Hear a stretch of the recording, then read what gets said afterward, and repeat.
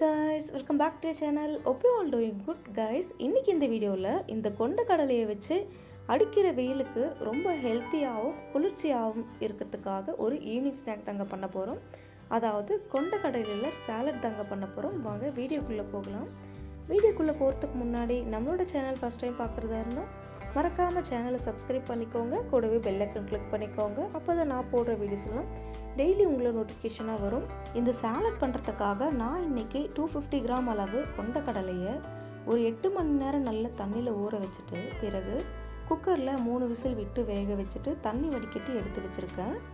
இப்போ இந்த வேக வச்ச கொண்ட கடலையை ஒரு அகலமான பாத்திரத்துக்கு மாற்றிக்கோங்க. அப்போ தான் மிக்ஸ் பண்ணுறதுக்கு ஈஸியாகவும் இருக்கும், கீழே இறக்காமல் இருக்கும். அடுத்ததாக 2 மீடியம் சைஸ் வெள்ளரிக்காவை அதோட தோல் சீவிட்டு பிறகு இந்த மாதிரி நல்ல பொடி பொடியாக கட் பண்ணி இதில் சேர்த்துக்கோங்க. வெள்ளரிக்காய் அதிகமாக சேர்க்கறதுனால எந்த பிரச்சனையும் இல்லைங்க. உங்களுக்கு தேவைப்பட்ட அடிஷ்னலாக கூட சேர்த்துக்கோங்க, நல்லாவே இருக்கும். இது கூடவே ஒரு மீடியம் சைஸ் கேரட்டை அதோட தோல் சீவிட்டு பிறகு நல்லா கிரேட் பண்ணி இது கூட சேர்த்துக்கோங்க. அடுத்ததாக ஒரு மீடியம் சைஸ் வெங்காயத்தை பொடியாக கட் பண்ணி சேர்த்துக்கோங்க.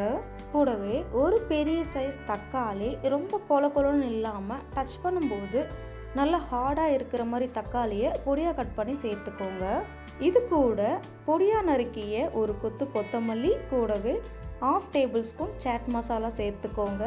சாட் மசாலா இல்லாதவங்க 1/2 teaspoon red chilli powder, 1/2 teaspoon pepper powder சேர்த்துக்கோங்க. கடைசியாக இந்த சாலட்க்கு தேவையான அளவு சால்ட்டு சேர்த்து நல்லா மிக்ஸ் பண்ணி விட்டுக்கோங்க. நம்ம சேர்த்த எல்லா இன்க்ரீடியன்ஸுமே நல்லா மிக்ஸ் ஆகிற மாதிரி மிக்ஸ் பண்ணி விட்டுக்கோங்க.